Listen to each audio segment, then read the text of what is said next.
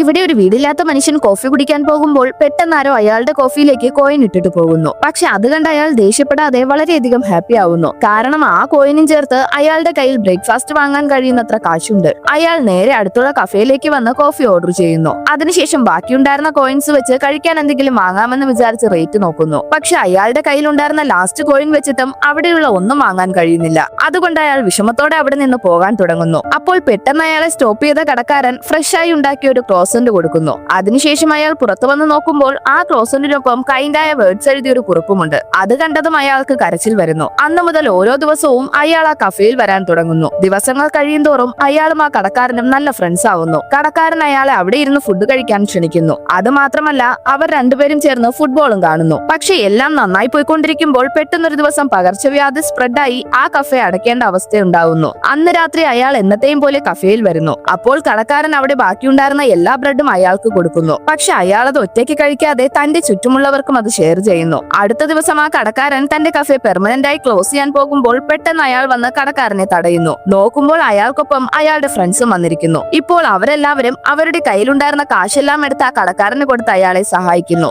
Actually kindness എന്ന് പറയുന്നത് ഒരു മരത്തിന്റെ വിത്ത് പോലെയാണ്. നമ്മളത് വിതച്ചാൽ എന്നെങ്കിലും ഒരു ദിവസം അത് വളർന്ന് നമുക്ക് തന്നെ തണലാകും.